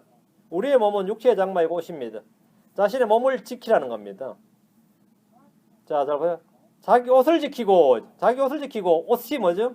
자기 옷을 지키고 자기 집을 지키고 자기 장막을 지키고 옷, 집, 장막, 그릇, 자기 그릇을 깨끗이 하고 전부 다 사람의 몸을 말하는 겁니다. 육신을 말하는 겁니다. 자기 몸을 지키라는 거다. 첫 번째 몸은 음행에 내주지 말라는 겁니다. 다음엔 짐승에게 경배하거나 표를 받는 등에 자신을 내어줘서는 안 됩니다. 자기 몸을 내어줘서 표를 받는 것, 그건 전부 다 몸을 지키지 못한 거죠. 우상으로부터 자기를 지키라 이겁니다. 자기 옷을 지키고 오란 뜻이 이겁니다. 벌거벗고 다니지 아니하여란 말씀은 성경에서 벌거벗음은 항상 음행과 연관되어 있습니다. 음행과 연관되어 있어요. 몸에 음행이 있고 영적 음행이 있는데 우상 숭배는 영적 음행입니다. 이는 구약 성경에서 일관적으로 사용되는 표현이죠. 이 구절의 배경은 출애굽기 32장에 나옵니다. 한번 보시죠. 출애굽기 32장 25절. 우상을 숭배하면 그냥 우상을 숭배하지 않고 이렇게 숭배해. 출애굽기 32장 25절. 모세가 보니 백성이 벌거벗었더라. 모세가 보니 백성이 뭐였다? 벌거벗었더라. 아론이 그들로 하여금 벌거벗게 하여 그들의 원수들 가운데서 수치거리가 되게 하였더라. 벌거벗었더라. 우상 숭배와 벌거벗음이죠. 이스라엘은 금송아지를 만들어 놓고 경배하면서 노래하고 춤을 췄는데 옷은 왜 벗는 거예요? 벌거벗었다 이 말이죠. 옷을 입지 않았다는 말은 뭐냐면 영적 음행과 관련된 말씀입니다. 어느 시대나 그러하지만 대환란 때 용과 짐승의 형상에 경배하는 이런 영적인 음행입니다. 이를 일컬어 벌거벗고 다녔다 이렇게 말합니다. 벌거벗고 다니지 않았다는 말은 자기를 우상으로부터 지켰다는 말입니다. 다시 15절입니다. 자, 다시 계시록 와서 16장 15절. 주님은 내가 도둑같이 오나니 이렇게 하셨는데 내가 도둑같이 오나니 했는데 왜 하필이면 도둑입니까? 도둑은 알 수 없는 때에 옵니다. 그렇죠? 알 수 없는 때에 와요. 도둑은 뭔가 중요한 것만 취해서 가져갑니다. 도둑은 자신을 드러내지 않고 오고 갑니다. 공중재림과 달리 교회 휴거와 환란 성도 휴거 때 주님은 도둑같이 은밀히 오시고 자기 백성들을 취해서 데려가십니다. 우리는 계시록에서 주의 오심에 관련된 말씀들을 좀 정리해 보겠습니다. 자, 요한계시록 1장 7절. 주의 오심에 대해서 계시록에 한 8번, 8번 반복이 될 겁니다. 요한계시록 1장 7절. 모든 눈이 볼 것이요. 이게 뭡니까? 보라 그분께서 구름들과 함께 오시느니라. 모든 눈이 그분을 보겠고 모든 눈이 볼 것이요. 주의 재림을 본다. 이게 지상재림이죠. 모든 눈이 볼 것이요. 지상재림입니다. 2장 25절. 이게 처음에 나온 주의 오심이고 2장 25절. 다만 너희가 이미 가지고 있는 것을 내가 올 때까지 굳게 붙잡으라. 내가 올 때까지. 주님 오심 재림이죠. 계시록 3장 3절. 예. 내가 도둑같이 내게 이르리니 내가 어느 시각에 내게 이를지 내가 알지 못하리라. 자, 이것은 지상재림이 아니죠. 지상재림은 알 수 있지. 어느 시기에 와요? 날마다 드린 희생제를 끝이고 1260일이죠. 이거는 뭐죠? 환란 성도 휴거입니다. 이거 도둑같이 오는 것 맞죠? 계시록 3장 3절. 계시록 3장 11절. 보라 내가 속히 오리니 내가 가진 것을 굳게 붙잡아 아무도 내 관을 빼앗지 못하게 하리라. 이기는 자들을 데려가시는 환란 성도 휴거를 말한 겁니다. 내가 속히 오리니 이 말입니다. 우리는 물론 대부분 다 이런 구절을 이 교회에서는 이 교회 성도 휴거에 적용을 하죠. 교리적으로는 대환란 때 이야기입니다. 주님의 오심을 말합니다. 예. 계시록 16장 15절 오늘 본문 말씀. 보라 내가 도둑같이 오나니. 그렇죠? 계시록 22장 7절 12절. 계시록 22장 7절. 보라 내가 속히 오리니 이 책에 대언의 말씀들을 지키는 자는 복이 있도다. 속히 오리니 quickly. 12절. 보라 내가 속히 오리니 내가 줄 보상이 내게 있어 각 사람에게 그의 행위에 따라 주리라. 맞죠? 22장 20절. 반복해서 나오는 말씀이네요. 이르시되 내가 반드시 속히 오리라 하시는도다. 아멘. 22장 20절. 그렇죠? 주 예수님이여 과연 그와 같이 오시옵소서. 계속해서 오시옵소서. 주의 오심이 요한계시록에 증언되어 있습니다. 주의 오심. 주님은 계시록의 시작부터 1장 7절부터 22장 20절까지 끝절까지 처음 시작부터 끝까지 반복해서 하신 말씀 내가 오리라 하죠. 주님 오십니다. 자신의 오심에 대해서 선포하고 계십니다. 주께서 오신다. 그분이 오신다. 그분이 오신다. 이것은 우리의 소망이며 성경의 가장 핵심적인 중요한 진리입니다. 이건 주님의 약속이에요. 내가 온다. 재림의 소망은 복된 소망이고 주님의 약속이며 산 소망이고 영광스러운 소망입니다. 이 소망이 없다면 뭐가 되는 거죠? 예, 이건 방향이 없는 인생의 목적과 방향이 없는 인생이 되는 겁니다. 이게 없다면 여러분 속에 이게 없다면 말이죠. 내가 아무리 열심히 신앙생활을 한다 하더라도 사실은 표대가 없는 방랑자가 되고 마는 겁니다. 표대가 없는 방랑자가 되고 말아요. 소망은 혼의 닷과 같아서 그렇습니다. 소망은 혼의 닷과 같은 겁니다. 이 소망이 없으면 여러분은 닻이 없는 겁니다. 닻이 없다는 말은 뭐죠? 배가 바람에 떠내려가든 물에 마음대로 떠내려갈 수 있습니다. 닻이 있어야 됩니다. 이 세상이란 것은 바다와 같아요. 인생이란 것은 항해는 바다와 같습니다. 그래서 여러분을 붙들어준 닻이 뭐냐는 겁니다. 이게 뭐죠? 소망은 혼의 닷과 같다 했어요. 소망. 무슨 소망이? 산소망, 영광스러운 소망, 복된 소망. 주의 재림입니다. 주의 재림의 소망. 주님이 다시 오신다는 소망. 이것이 닻입니다. 닻입니다. 여러분이 닻이 있냐 이거? 여러분 인생에 닻이 있습니까? 그게 없으면 뭐 하루하루가 참 불안스럽죠.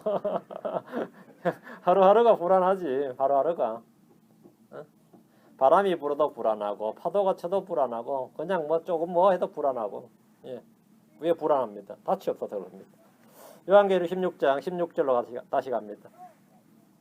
그가 히브리 말로 아마겟돈이라는 곳으로 그들 함께 모으더라. 아마겟돈이라는 곳으로 함께 모으더라.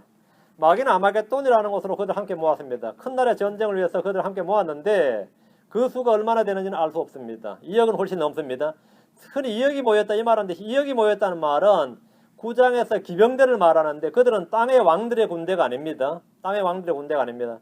여기서 훨씬 더 많습니다. 아마겟돈은 무리들의 언덕이란 뜻입니다. 무깃도란 말을 쓰기도 하는데 무깃도는 무리들의 계곡이란 뜻입니다. 이것에 대한 성경적 예언을 가장 많이 선포하는 사람들은 사실 설교자들이 아닙니다. 날마다 여기 가서 이것이 인류 최후의 전쟁터라고 막 소개하는 사람이 있어요. 선포하는 사람이 있는데 그 뭐냐 성지순례 여행객 가이드들이에요. 성지순례 여행객 가이드들은 항상 이곳에 사람들 데려가서는 여기가 인류 최후의 성기난 아마겟돈이라고 이러면서 선포를 해요. 그들이 늘 진리를 선포해줘. 믿든지 안 믿든지 간에 이것이 그럼 듣는 사람들은 이것이 바로 아마겟돈이구나. 여행객들은 이것이 바로 성경에서 말하는 아마겟돈 전쟁이 일어나는 곳이구나. 이렇게 포기를 하면 그냥 믿는지 안 믿든지 여튼 그렇게 알고 고개 끄덕이고 그런 거죠. 아마겟돈이라는 단어의 어원은 끊어진다. 사륙이라는 의미가 있습니다. 이곳은 넓은 평원으로 구약성에서 많은 전쟁이 벌어진 곳입니다. 요시야 왕이 죽은 곳이 이 무깃도입니다. 스가랴 12장 11절에 그날에 마치 무깃도의 골짜기에 하다드림몬에서의 애곡과 같은 큰 애곡이 예루살렘에 있으리라. 무깃도의 골짜기, 무깃도의 골짜기. 무깃도의 골짜기에서는 큰 사륙으로 인해서 울었는데 그와 같은 애곡이 예루살렘에서도 있다는 겁니다. 그들은 재림하신 주님을 볼 때 자신들이 배척했던 메시아 그리스도가 바로 예수님이심을 알게 되고 울게 되고 애곡하게 된다는 겁니다. 요엘서 3장으로 갑니다. 11절 16절. 요엘서 3장 11절 16절입니다. 요엘서 호세아서 다음 요엘서입니다. 호세아 요엘서 아모스 일어나가요. 호세아서 요엘서. 호세아서 요엘서 3장 11절에 16절. 모든 이 교도들아 너희는 직결할지어다 올지어다 사방에서 함께 모일지어다 오 주여 주의 강한 자들이 거기로 내려오게 하옵소서. 주의 강한 자들, 주의 천사들입니다. 이 교도들은 깨어서 여호사밧 골짜기로 올라올지어다 내가 거기에 앉았을 사방의 모든 이 교도들을 심판하리로다. 여호사밧의 심판이죠. 너희는 낫을 대라 수확할 것이 이것도다. 너희는 와서 밟으라 포도즙 틀이 가득 차고 독이 흘러 넘치나니 이는 그들의 사악함이 크기 때문이라. 밟으라. 그렇죠. 밟으라. 포도즙 틀이 넘치는 거죠. 이것은 이미 지난 계시록 14장 이미 나왔습니다. 큰 포도즙 틀이 나왔어요. 14절 주의 날이 판결의 골짜기 안에서 가까움으로 많은 무리가 판결 골짜기에 있도다. 15절 해와 달이 어두워지며 별들이 빛을 내던 것을 멈추려다. 주가 또한 시온에서 부르짖으며 예루살렘으로부터 자신의 목소리를 내리니 하늘들과 땅이 흔들리로다. 그러나 주가 자신의 백성의 소망이 되며 이스라엘 자손의 힘이 되리로다. 이 구절은 전능자의 큰 날에 벌어진 전쟁에 대한 말씀입니다. 구약의 대언자가 마지막 날에 있을 전쟁에 대해서 지금 마치 과거 역사처럼 기록을 하고 있습니다. 성경은 미리 기록된 역사인 겁니다. 성경은 미리 기록된 역사입니다. 자, 계시록으로 합니다. 16장 17절. 일곱째 천사가 자기 병을 공중에 쏟아부으매 큰 음성이 하늘의 성전에서 왕자로부터 났어 이르되 다 이루어졌도다 하더라. 일곱째 천사가 자기 병을 공중에 쏟아부었습니다. 천사들은 각자 자기 병을 쏟아부은 곳이 있습니다. 첫째 천사는 어디가 부었어요? 16장을 보세요. 16장 2절에 첫째 천사는 어디에 부었어요? 자기 병을 땅에 쏟아부었죠. 고통은 누가 당했습니까? 짐승의 표를 받은 사람과 그의 형상에게 경배한 사람들을 심판하는 그런 것이었습니다. 둘째 천사는 3절에 자기 병을 바다에 쏟아부었죠. 모든 살아있는 혼이 바다에서 죽었습니다. 셋째 천사는 어디 갖다 부었어요? 4절에 자기 병을 강들과 물들의 근원 위에 쏟아부었다 그랬죠. 대언자들의 피를 흘린 자들에게 주어서 마시게 한 겁니다. 넷째 천사는 어디 부었어요? 장소 16장 8절에 자기 병을 해 위에 쏟아부었죠. 해에 쏟아부었어요. 그 해가 막 뜨거워져서 사람들 열기로 태웠다 그랬죠. 다섯째 천사는 어디 갖다 부었어요? 방금 했죠. 유프라테스 강 위에 쏟아부었죠. 아니지. 자기 병을 마귀의 자리에다가 짐승의 자리에 쏟아부었죠. 그의 왕국이 어둠으로 변했다 그랬죠. 여섯째 천사는 큰 강 유프라테스에 쏟아부었습니다. 강이 말랐고 아마겟돈으로 모여 전쟁을 하게 됩니다. 일곱째 천사는 자기 병을 어디에 쏟아부었어요? 마지막입니다. 남은 게 하나밖에 없잖아요. 바다도 강도 다 쏟아부었으니까 공중에 쏟아부었습니다. 공중에 쏟아부었다. 마지막으로 공중 권세 잡은 자 마귀를 심판하는 겁니다. 그러니까 일곱째 심판은 마귀를 심판하는 거예요. 다섯째 천사는 땅에 있는 짐승의 자리에 쏟아부었고 일곱째 천사는 공중에 쏟아부었는데 공중 권세 잡은 자 마귀를 심판하는 것입니다. 이 세상을 통치하는 공중 권세 잡은 자를 주님께서 치신 거예요. 그리고 여기서 지금 이 부분에서 16장에서는 공중에 쏟아부었다고 나오고 17장에서 큰 바벨론의 종교가 심판받고 18장에서 큰 바벨론의 정치가 심판을 받고 19장에서 짐승의 군대가 심판을 받고 20장에서 용을 잡아다 가두어서 지하 깊은 구렁에 천년을 가두어 버리는데 이 16장 마지막부터 계속해서 이 짐승에 관한 이 하나에 집중됩니다. 심판이. 그 말씀이 쫙 연결되어 있어요. 그 17장, 18장은 큰 바벨론 심판이고 19장은 짐승의 군대, 20장은 용을 잡아서 집어넣는 그런 장면입니다. 자, 일곱째 천사가 어쨌든 자기 병을 공중에 쏟아 부었을 때 하늘의 성전에서 큰 음성이 나서 이르되 다 이루어졌다다 이렇게 말합니다. 무엇이 다 이루어졌다는 말입니까? 뭐 다 이루어졌다다 하잖아요. 뭐가 다 이루어졌다는 거죠? 이 말씀은 성경에 총 3번 나온다 그랬어요. 주님께서 십자가 위에서 다 이루었다 하셨는데 이는 자신의 구속사역, 즉 사람의 몸을 입고 이 땅에서 해야 할 모든 일을 다 이루셨다는 것입니다. 사람이 구원받을 수 있는 모든 것이 다 이루어진 거죠. 두 번째는 지금 본문에 나오는 대로 일곱째 천사가 자기 병을 쏟아 부을 때인데 일곱째 천사가 낫발을 불 때와 같은 장면입니다. 복습하는 의미로 한번 앞을 봅니다. 계시록 10장으로 와서 7절, 11장 15절. 계시록 10장 7절, 11장 15절입니다. 계시록 10장 7절. 예. 일곱째 천사가 음성을 내는 날들에 즉 그가 나팔을 불기 시작할 때에 하늘에 신비가 하나님의 신비가 그분께서 자신의 종 대언자들에게 밝히 드러내신 것 같이 이루어지리라. 이루어지리라. 이 부분. 이루어지리라. 이루어졌도다. 이게 바로 이루어진다. 뭐가 이루어진다? 하나님의 신비가 이루어진다. 자신의 종 대언자들에게 말씀하신 신비가 이루어진다는 겁니다. 다 이루어졌도다는 말은 하나님의 신부가 다 이루어졌다 이 말입니다. 그렇죠? 11장 15절입니다. 우리는 아직도 성취되지 않는 구약의 많은 대언들을 보는데 그것이 다 이루어졌다 이 말입니다. 11장 15절.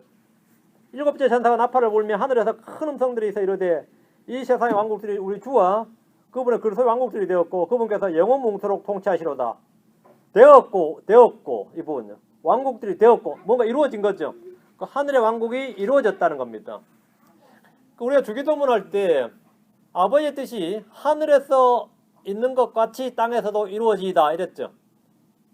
우리 성경에는 성경 번역이 약간 이상한데 아버지의 뜻이 하늘에서 이루어진 것 같이 땅에서도 이루어지다 이랬는데 하늘에서 이루어진 것까지 땅에서 이루어지는 게 아닙니다. 아버지의 뜻이 하늘에서 이루어지고 땅에서 이루어진 게 아니고 아버지의 뜻이 하늘에 있는 그대로 땅에서 이루어지다 이 말입니다. 이제 한글 성경은 지금 우리 흠정역에도 보면 그 부분은 약간 좀 이상해요. 전부 이루어진 것 같이 이렇게 다 번역이 되는데 그게 아니고 아버지의 뜻이 하늘에 있는 그대로 땅에 이루어지다 이 말입니다. 그게 언제냐면 11장 15절이다 이 말입니다. 11장 15절이다 이 말입니다. 예. 그래서 지금 그래서 이제 16장으로 왔어. 16장에 봅니다. 16장에 보면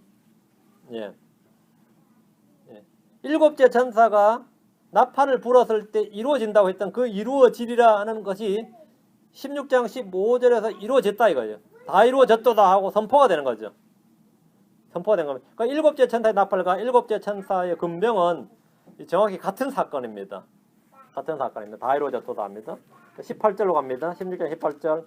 음성들과 천둥들과 번개들이 있었고 또 큰 지진이 있었는데 지진이 얼마나 크고 강력한지 사람들이 땅 위에 있은 이래로 그와 같은 것이 없었더라. 이 지진이 얼마나 큰지요. 하늘의 성전에 있던 음성들, 천둥들, 번개들, 지진들이 이제 땅에 있는데 이때 일어난 대지진은 얼마나 크고 강력했던지 사람들이 땅 위에 있은 이래로 그와 같은 것이 없었다. 이래. 대환란 기간 동안에 땅에는 큰 지진이 여러 번 있었는데 여섯째 봉인을 여실 때 큰 지진이 있었습니다. 하늘의 천사가 향로를 취해서 재단에 불을 가득 담아서 땅에 던졌을 때도 큰 지진이 있었고요. 목이 잘렸던 두 대원자가 하늘로 들림을 받을 때도 땅에 큰 지진이 있었어요. 이거 예루살렘 도시 10분의 1이 무너졌다 그랬죠. 일곱째 천사가 병을 공중에 쏟아부을 때 이 지진은 이건 전무후무한 역사상 가장 큰 지진으로서 땅의 지형을 완전히 바꿔놓는 그런 지진입니다. 섬들이나 바다나 산들의 위치를 바꿔버리는 그런 현상이 일어납니다. 그런 엄청난 지진으로서 현재의 지구의 지금 지도를 다시 그려야 됩니다. 다시 그려야 됩니다. 19절 봅니다. 지진의 현상으로 나타난 지진의 결과 19절. 그 큰 도시가 세 조각으로 갈라지고 민족들의 도시들도 무너지며 또 큰 바빌론이 하나님 앞에 기억되어 그분께서 그에게 자신의 맹렬한 진노의 포도즙잔을 맞추시니라.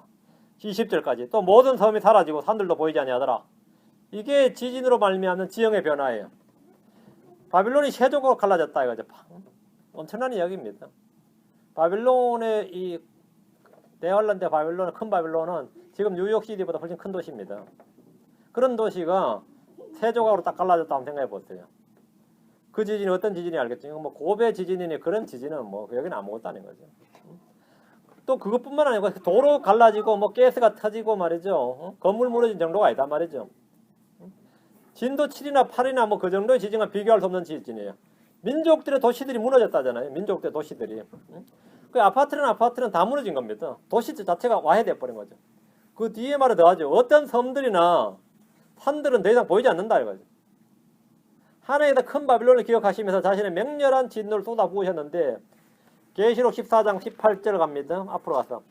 근데 이런 기사는 이미 앞에서 본 기억이 있단 말이죠. 계시록 14장 18절에 계시록 14장 8절이네요. 14장 8절에 또 다른 천사가 뒤따르며 이르되 저 큰 도시 바빌론이 무너졌도다 무너졌도다. 이는 그녀가 모든 민족들로 하여금 자기 음행으로 인한 진노의 포도주를 마시게 하였기 때문이라 하더라. 여러분 무너졌도다 무너졌도다. 큰 바빌론의 멸망이 나옵니다. 계시록이 연대기적 순서로 기록된 것이 아니라 주제별로 기록되었다는 거죠. 계시록 14장에서 바빌론의 멸망이 한번 나오고 지금 16장에 다시 바빌론의 멸망이 나오죠. 뒤로 갑니다. 18장으로 가면 18장 2절 18장에 좀 더 상세하게 그가 우렁찬 음성으로 힘차게 외쳐 이르되 저 큰 바빌론이 무너졌도다 무너졌도다. 또 나오죠. 또 같은 말 또 나오죠. 그러니까 이게 반복되는 거죠. 우리는 계시록에서 3번에 걸쳐 큰 바빌론의 멸망에 관한 기록을 볼 수 있습니다. 14장에서 적그리스도 아래 있던 바빌론이 멸망했습니다. 7째 천사가 공중에 자기 병을 쏟아부을 때 완전히 무너져 버렸습니다. 세 조각으로 나눠져 버렸습니다. 이들이 어떻게 멸망했는지는 17장과 18장에 나오죠. 세차게 던졌다 그랬죠. 다시 16장으로 옵니다. 16장 20절 또 모든 섬이 사라지고 산들도 보이지 아니하더라. 지진의 영향으로 지구상에 있던 섬들이 사라지고 산들도 보이지 않습니다. 믿어집니까 이게? 이게 믿어져요? 계시록 6장 14절 읽고 이해하는 건 어렵지 않아요. 성경에 이렇게 기록은 돼 있더라 이거죠. 기록되어 있는 믿으면 되잖아요. 근데 기록은 돼 있는데 그게 참 믿기지가 산들이 사라지고 섬들이 다 사라졌다 그러면 그게 믿어지냐? 계시록 6장 14절 하늘은 두루마리가 함께 말린 것 같이 말려 떠나가며 모든 섬과 모든 산과 섬도 그들의 자리에서 옮겨지매. 엄청난 이야기네요. 엄청난 이야기입니다. 어린 양의 진노로 말미암아 임한 심판인데 7째 천사가 금병을 부어서 일어난 것과 좀 일치하는 사건입니다. 이런 사건은 너무나 엄청난 사건이어서 기록된 그대로 믿기 어려워하는 분들이 매우 많습니다. 천년왕국 때 이 땅은 지금과 달리 새롭게 지형 변화가 있습니다. 사람이 이런 지진을 한번 경험하면 더 이상 땅에서 살고 싶은 마음이 싹 사라지는 거죠. 저는 뭐 별것 아닌 지진도 한 경험했는데도 캘리포니아 살겠나 싶고 이러더라고요. 이거 뭐 앞으로 대지진 한번 더 온다는데 이거 빨리 피해야 되는 거 아닌가 싶고 그런 마음이 막 들잖아요. 제대로 지진 한번 경험한 사람들은 뭐 울렁거려 못 한다 그러죠. 여러분은 뭐 평안하세요? 응? 나는 괜찮겠지 이런 생각하고 사는 거죠. 아니면 살 수 있나? 주님께서 나를 지켜주시려니 이래 하고 그냥, 예. 자, 계시록 16장 21절 또 무게가 각각 1달란트나 되는 큰 우박이 하늘에서 나와 우박이란 단어에 밑줄 치시고요. 큰 우박 16장 21절에 Great Hail에 밑줄 치시고 뒤에 보면 Every Stone이거든요. 각 돌이라 그랬어요. 스톤에 밑줄 치시고 우박인데 이게 돌이에요. 돌입니다. 큰 우박이 사람들이 우박의 재앙으로 근데 우박의 재앙이 돌의 재앙이죠. 돌의 재앙으로 인하여 하늘 모독하니 이는 그것의 재앙이 지극히 컸기 때문이라. 자, 21절을 좀 본문을 잘 보셔야 됩니다. 아주 재밌는 말, 재밌다 그러면 이상하다. 너무 끔찍한 말인데 하늘에서 불이 떨어지는 장면 이미 여러분 보셨죠? 하늘에서 우박이 떨어지는 것도 우리가 다시 볼 수 있죠. 그건 뭐죠? 얼음이 있죠. 하늘에서 돌이 떨어지는 장면은 아직까지 못 봤죠. 한 번도 본 적이 없죠. 하늘에 돌이 떨어졌다면 어느 놈이 감히 위에서 또 장난쳤어죠. 응? 하늘에 돌이 떨어진다. 자, 율법에 따르면 말이죠. 21절을 본문을 딱 보시면서 제가 말씀드릴 때요. 율법에 따르면 신성 모독하는 자는 주님께서 뭘로 쳐서 죽이라고 그랬죠? 돌로 쳐서 죽이라고 그랬어요. 그 율법에 따르면 신성 모독하는 자를 또 범죄하는 자를 주님께서 뭐 하라고 그랬어요? 칼로 쳐서 죽이라는 없어요. 화형도 없고 참수형도 아니고 교수형도 아닙니다. 돌로 쳐서 죽이도록 되어 있습니다. 유대 율법입니다. 근데 왜 돌로 쳐서 죽이기 상당히 끔찍하지 않아요? 돌로 쳐서 죽이라고 되어 있어요. 실제로 사형 집행 방법은 돌로 투석형입니다. 돌로 쳐서 죽이라. 이게 바로 21절입니다. 대환란 때 하나님을 모독하고 신성 모독하는 자들에 대해서 주님께서 율법대로 돌로 쳐서 죽이는 게 바로 이겁니다. 칼로 쳐서 죽이는 게 지금 돌로 쳐서 죽이는데 그게 21장이에요. 예. 하늘에서 떨어진 돌은 율법에 나오는 그대로의 심판입니다. 레위기 24장 16절에 따른 거죠.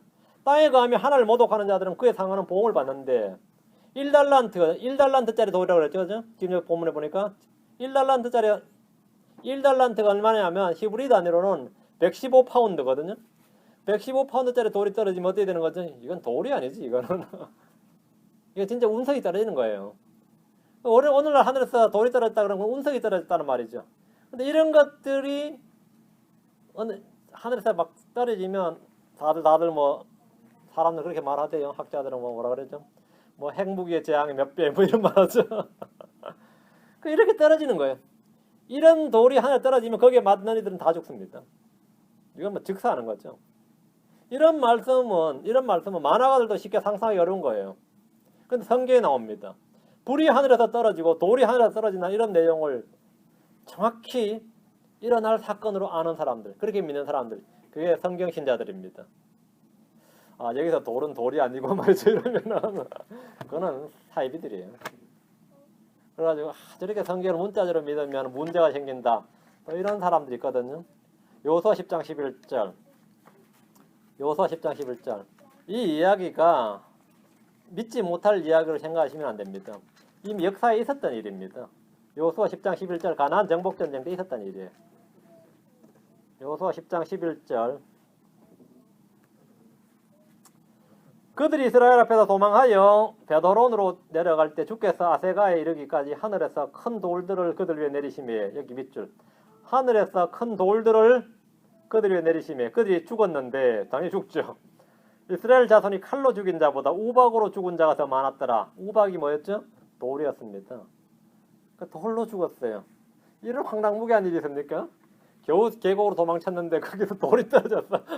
하늘에 돌이 떨어져 죽었다며. 이제 죽었어요. 이미 하늘에서 내린 돌로 전쟁을 치른 적이 있습니다. 욥기 38장입니다. 우리 주님께서 욥에게 장차 이 사건이 앞으로 있을 일이다 이렇게 말씀하셨어요. 역사적 사건이 아니라 예언적 사건임을 말씀하셨는데 하늘의 성전에서 분명히 요한은 천둥과 지진과 우박을 봤습니다. 근데 하늘에 성전에 무슨 우박을 두시냐 말이죠. 그게 욥기 38장 22절 23절. 욥기 38장 22절 23절. 내가 눈이 있는 곳간에 들어간 적이 있느냐? 혹은 내가 우박이 있는 곳간을 본 적이 있느냐? 우박이 있는 곳간, 여기 밑줄. 우박이 있는 곳간을 본 적이 있느냐? 욥은 당연히 본 적이 없죠. 우박이 있는 곳간은 요한은 봤습니다. 어디서 봤죠? 하늘의 성전에 이게 있었어요. 천둥과 지진과 큰 음성과 뭐가 있었다? 우박이 있더라는 거예요. 우박이 있더라. 23절. 내가 고난의 때와 전투와 전쟁의 날에 대비하여, 여러분 고난의 때, 이게 대환란입니다. 전투와 전쟁의 날에, 이게 아마겟돈 전쟁입니다. 대비하여 그것을 남겨두었느니라. 주님께서 하늘에다 돌을 남겨두었다는 거예요. 언제? 전투와 전쟁의 날에 대비해서 그때 쏟아부으신다요. 쏟아부으신다요. 그렇죠? 남겨두었느니라. 뒤로 가서 10편으로 갑니다. 18편 13절 14절. 여러분이 지금 이 계시를 공부하면서 비로소 이런 구절들이 눈에 탁 들어와야 됩니다. 이게 그냥 뭐 욥한테 무슨 이런 말씀을 다 하셨나 싶게 넘어가지 말고 이게 이 말씀이구나 이렇게. 10편 18편 13절 14절. 예. 또한 주께서 하늘들에서 천둥 소리를 내시고 가장 높으신 이께서 자신의 음성을 주의했으니 곧 우박들과 불타는 숯들이라.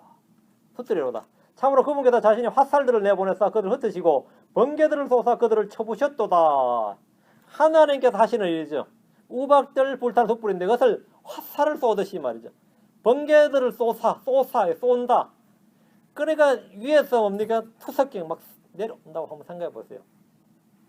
구약 성경을 통해서 우리는 요한계시록을 선명하게 이해할 수 있는 근거를 볼 수 있습니다. 이런 날이 올 것 같아요? 예. 이런 날이 올 것 같아요. 세상에 이런 날이 옵니다. 이런 사건이 있습니다. 7금명의 재앙과 출애굽기에 나오는 10가지 재앙을 한번 비교해 보겠습니다. 성경고는 이 비교와 대조가 핵심인데 다시 계시록 16장. 첫째 재앙은 땅 위에 쏟아부었다 그랬죠? 이 땅 위에 쏟아부었는데 그러다 고통이 맺어요. 이건 출애굽기 9장 8절은 6번째 재앙입니다. 6번째 재앙에 사람들이 고통을 받았죠. 둘째 재앙은 바다 위에 쏟아부었는데 이것은 바다가 죽은 사람의 피같이 되는데 이건 출애굽기는 안 나옵니다. 셋째 재앙은 강들과 물들이 쏟아부었습니다. 물들이 피가 되었는데 출애굽기 이건 나오죠. 나일강이 피가 되는 장면이 나옵니다. 그건 첫 번째 재앙이었습니다. 출애굽기 7장 18절에. 지금 넷째 재앙은 해 위에 쏟아부었는데 해의 열기가 사람을 태웠는데 이거는 출애굽기 안 나와요. 10개의 재앙이 안 나옵니다. 다섯째 재앙은 짐승의 자리에 쏟아부었는데 어둠이 임했죠. 왕국이 어둠이 임했는데 이건 출애굽기에 나옵니다. 9번째 재앙인데 어둠이 임했죠. 여섯째 재앙은 유프라테스 강 위에 부었는데 물들이 말라버렸습니다. 그리고 이 부정한 영이 개구리 같은 부정한 영이 입에서 나왔다 그러는데 개구리 재앙은 출애굽기에 나옵니다. 출애굽기 8장 2절에 나오죠. 개구리 재앙. 그래 모세가 이제 왕국에 나올 때 파라오한테 개구리를 언제 치워줄까? 그러니까 파라오가 뭐라 그래요? 하룻밤만 더라 그러죠. 하룻밤만 더. 아주 그 파라오 다 정신없는 양반이에요. 지금 당장 그래야 되는데 개구리야 하룻밤만 더 이렇게. 개구리야 하룻밤만 더. 그게 모든 불신자들의 특징 같아요. 제가 복음을 전해봐도 그렇거든요. 지금 믿어야 되는데 다음에 그러거든요. next time. 목사님 다음에. 잠시 뒤에 다음에 언제일지 몰라요. 응? 다음에 언제? 내가 은퇴하고 나서 믿겠습니다. 하는데 내가 당신 은퇴 못할 수도 있잖아. 은퇴 못하고 죽을 수도 있는 거 아니에요. 응? 내일을 어떻게 알 수 있습니까? 모르지. 일곱째 재앙이 뭐죠? 공중에 쏟아부었죠. 큰 지진과 우박인데 출애굽기 이게 나옵니다. 우박 재앙이 나왔죠. 출애굽기 9장 22절. 10가지 재앙 중에서 10가지 재앙과 이 이집트에 쏟아부은 10가지 재앙하고 이 계시록에 나오는 7가지 재앙은 몇 가지는 갖고 몇 가지는 안 갔죠. 자, 주님께서 이집트의 재앙을 10가지 재앙을 내리신 후에 이스라엘을 구출했어요. 맞죠? 그 재앙을 내린 이유는 뭐냐면 이스라엘 백성들로 하여금 하나님께서 이들을 심판하신 걸 보여주고 하나님의 권능을 보여주고 그들의 심판자고 그들의 구원자인 걸 보여주신 거죠. 재앙의 목적이. 그리고 온 민족들로 하여금 하나님의 권능 그걸 보여줬어요. 그럼 마찬가지로 이 7가지 재앙도 동일한 목적입니다. 이걸 제가 말씀드리고자 하는 거죠. 주님께서 왜 재앙을 쏟아 부으셨냐? 출애굽기 34장 10절. 주님은 이스라엘의 10가지 재앙을 쏟아 부으신 사건을 기본으로 해서 앞으로 이와 같은 재앙을 쏟아 부으신다고 말씀하셨다는 거예요. 그런 구절 보신 적 있으세요? 출애굽기 34장 10절.